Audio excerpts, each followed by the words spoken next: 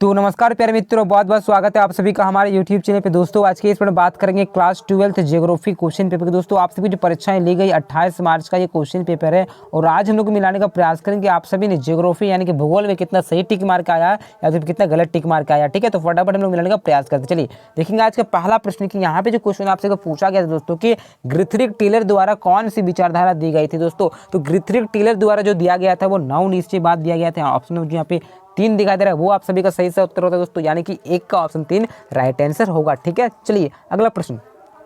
और यहाँ पे सेकंड क्वेश्चन आपसे पूछा गया दोस्तों कि विश्व में सबसे अधिक जनसंख्या वाला महादेश कौन सा है। तो सबसे अधिक जनसंख्या वाला महादेश दोस्तों एशिया महादेश है, यानी कि जो आपका ऑप्शन नंबर यहाँ पे 3 दिखाते रहे वो आपका सही सा उत्तर हो जाता है। ठीक है दोस्तों, चलिए अगला प्रश्न बात करेंगे। और यहाँ पे तीसरा क्वेश्चन दोस्तों हमसे पूछा गया था दोस्तों कि मानव विकास सूचकांक का मापक निम्नलिखित कौन सा है। तो दोस्तों 1, 2, 3 स्वास्थ्य शिक्षा ये सारे का संसाधन वगैरह सारा सही होगा, तो ऑप्शन 4 दिखाई दे रहा है इनमें से भी वो आप सभी का सही सा उत्तर होता है दोस्तों, यानी कि 3 का ऑप्शन 4 सही सा होता है इनमें से सभी। ठीक है, चलिए अगला प्रश्न बात करते हैं। यहाँ पे चौथा क्वेश्चन आपसे पूछा गया दोस्तों, क्या पूछा गया निम्नलिखित में किस प्रकार की कृषि में खट्टे रसदार वाले फलों की कृषि है। देखिए जितने मैंने पढ़ाया था दोस्तों, मेरा पढ़ाया गया कम से तो 40 प्रश्न पूछा गया यहाँ पे। ठीक है दोस्तों, ठीक है, तो जो भूमध्य सागर कृषि वो यहाँ पे होता है आपका सही से उत्तर ऑप्शन 3 दिखाता है वो आपका सही से उत्तर होगा दोस्तों। ठीक है, भूमध्य सागर कृषि। चलिए अगला प्रश्न बात करते हैं। 5वां नंबर प्रश्न पूछा गया दोस्तों कि निम्नलिखित कौन सा एक प्रकार से वो उद्योग अन्न उद्योग के लिए कच्चे माल तैयार करता है। दोस्तों बहुत ईजी आधारभूत उद्योग बोलते हैं इसका, उनका ऑप्शन 3 दिखाता है आधारभूत उद्योग, वो आपका सही सा उत्तर होता है दोस्तों। 5 का ऑप्शन नंबर 3 आधारभूत उद्योग। ठीक है, फटाफट मिलाइए, फिर लास्ट में एंड में आप कमेंट करके बताइएगा आपने कितना सही टिक मारा। ठीक है दोस्तों, चलिए बात करते हैं अगला प्रश्न की। और यहाँ पे क्वेश्चन 6ठा नंबर पूछा गया तो निम्नलिखित कौन सा एक तीर्थक के खिलाफ है।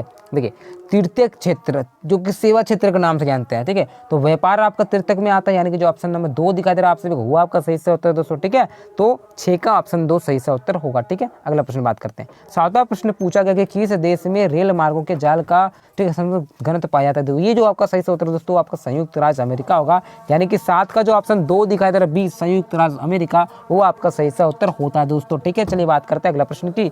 थोड़ा साउंड आ रहा होगा क्योंकि पूजा वगैरह चल रहा है, तो कोई बात नहीं, फटाफट आप आंसर मिलने का प्रयास कीजिए। चलिए 8वां प्रश्न पूछा गया कि विश्व व्यापार संगठन का मुख्यालय क्या है। दोस्तों हमसे भी पता है जेनेवा स्विट्जरलैंड में है, यानी कि जो ऑप्शन नंबर 1 दिखाई दे रहा है जेनेवा वो आपका सही से उत्तर होगा दोस्तों। 8 का ऑप्शन नंबर 1। ठीक है, 9वां प्रश्न बात करते हैं। और यहाँ पे क्वेश्चन आपसे पूछा गया दोस्तों कि निम्नलिखित में से आर्थिक क्रिया में कौन सा ग्रामीण अधिवेश का संबंध है। तो ग्रामीण अधिवेश है दोस्तों आपसे प्राथमिक क्रियाएं होगी, यानी कि जो ऑप्शन नंबर 1 दिखाई दे रहा है वो आपका सही से उत्तर हो जाए दोस्तों, यानी कि ठीक है ऑप्शन नंबर 1। ठीक है, चलिए बात करते हैं अगला प्रश्न की। और यहाँ पे 10वां क्वेश्चन आपसे पूछा गया कि निम्नलिखित में कौन सा धार्मिक नगर है। तो धार्मिक जो नगर है दोस्तों आप सभी को वाराणसी आपको पता होना चाहिए, तो ऑप्शन नंबर जो 2 दिखाई दे रहा वो आप सभी का सही से उत्तर हो जाता है दोस्तों, वाराणसी ऑप्शन 2। ठीक है, चलिए बात करते हैं अगला प्रश्न की। और यहाँ पे 11वां प्रश्न पूछा गया कि भारत में सबसे अधिक जनसंख्या वाला राज्य कौन सा है। तो बहुत इजी क्वेश्चन दोस्तों, हमसे पता है कि भारत में सबसे ज्यादा जनसंख्या किसका है, उत्तर प्रदेश का, यानी कि यूपी का। ऑप्शन नंबर यहाँ पे 3 दिखाई दे रहा उत्तर प्रदेश वो आपका सही से उत्तर होता है। ठीक है, चलिए बात करते हैं अगला प्रश्न की।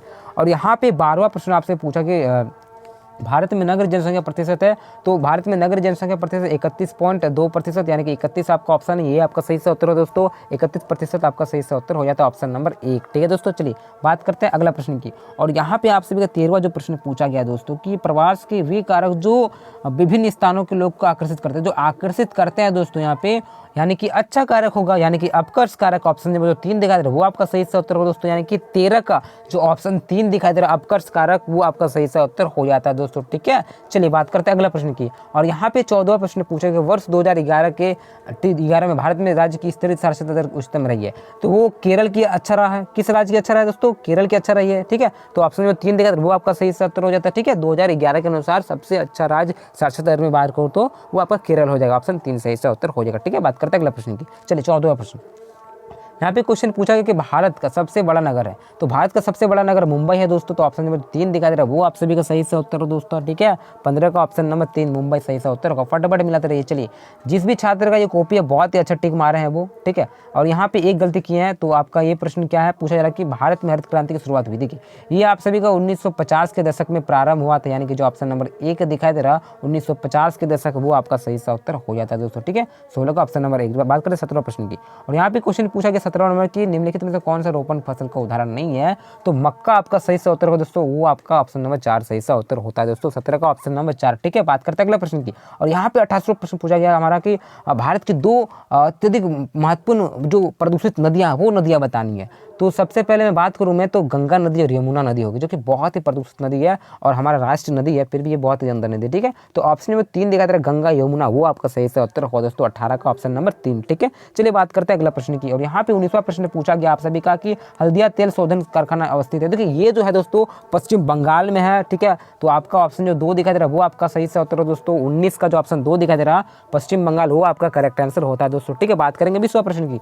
और यहाँ पे क्वेश्चन पूछा गया दोस्तों कि झरिया जो है किसके लिए प्रसिद्ध है? दोस्तों हम सभी को पता है झरिया जो कि धनबाद जिले में अवस्थित है, वो कोयला के लिए फेमस है। यानी कि जो ऑप्शन 1 दिखाई दे रहा है आप सभी का वो आपका सही से उत्तर हो जाता है दोस्तों, झरिया जो है कोयला के लिए प्रसिद्ध है, तो ऑप्शन 1 सही से उत्तर होगा। चलिए बात करते हैं अगला प्रश्न की। और 21वां प्रश्न क्या प्रश्न पूछ लिया गया हम सभी का कि यहाँ पे बोकारो इस्पात केंद्र है, तो ये सार्वजनिक निजी है दोस्तों, ये सार्वजनिक क्षेत्र में, यानी कि जो ऑप्शन जो 2 दिखाई दे रहा है आपका 21 का ऑप्शन 2 सही सा उत्तर होगा दोस्तों, सार्वजनिक क्षेत्र। ठीक है, फटाफट मिलाइए। चलिए अगला प्रश्न।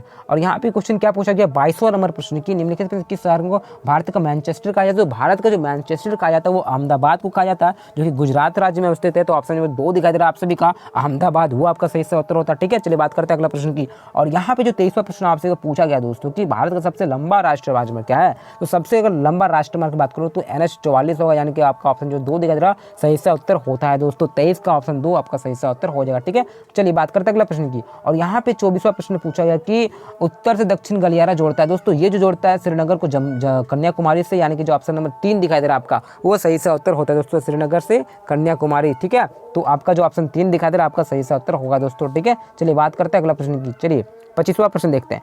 और यहाँ पे क्वेश्चन पूछा कि भारत में प्रथम रेल लाइन किस नगर में कब निर्मित की गई थी? ये जो सबसे की गई थी वो मुंबई में, पुणे में स्टार्टिंग किया गया था। ठीक है, या तो थाने में, तो देखिए वो आपका सही से उत्तर को थाने से। ठीक है, तो ऑप्शन नंबर 3 दिखा दे रहा है वो आपका सही से उत्तर होगा दोस्तों। ठीक है, तो कई बच्चे थाने भी मार रहे हैं, पुणे मार रहे हैं, तो यानी कि जो यहाँ पे पुणे थाने दिखा दे रहा है वो आपका सही से उत्तर होगा दोस्तों। ठीक है, यानी कि 25 का ऑप्शन 3 ही सही सा उत्तर होगा दोस्तों। ठीक है, बात करते हैं अगला प्रश्न की। और यहाँ पे 26वां जो प्रश्न पूछा गया दोस्तों कि कोलकाता बंदरगाह स्थित है।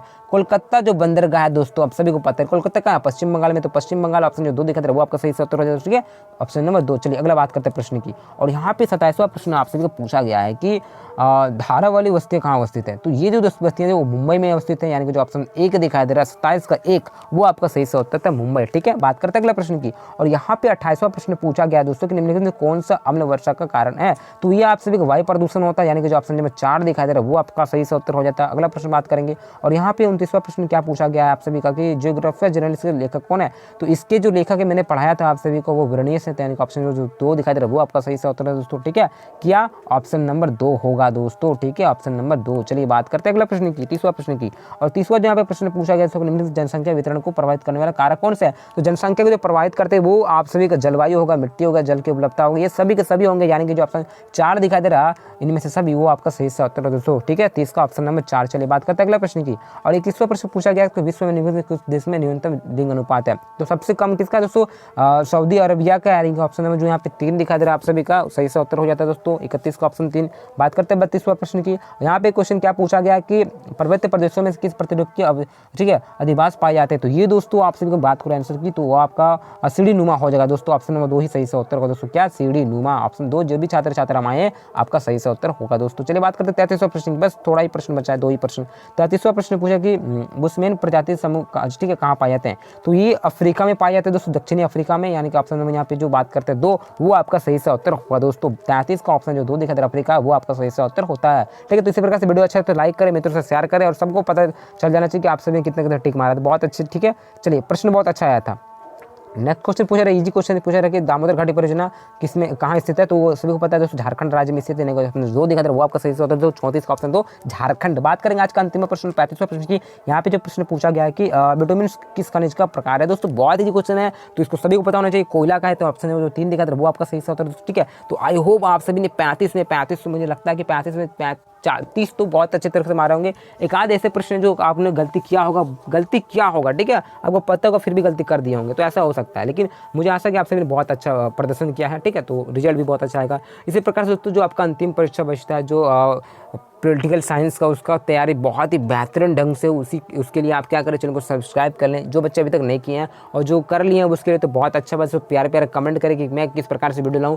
आप चाहते हो कि चैप्टर वाइज लाइए तो चैप्टर वाइज मिला दूंगा, चाहते हो कि इंपॉर्टेंस लाइए तो इंपॉर्टेंस लाऊंगा, चाहिए आप चाहिए तो सब्जेक्टिव ऑब्जेक्टिव जिस प्रकार से आपका इच्छा हो प्यारे प्यारे से कमेंट्स करें। आपके कमेंट्स के भरोसा ही मैं वीडियो बनाता हूँ, उस कमेंट जब तक आता नहीं है मजा लगता नहीं वीडियो बनाने में, ठीक है। तो क्वेश्चन बहुत टाइपिंग क्या हुआ, सिर्फ आप प्यारे प्यारे कमेंट करें दोस्तों। इसी प्रकार से दूसरे मिलता है। जय हिंद, जय भारत।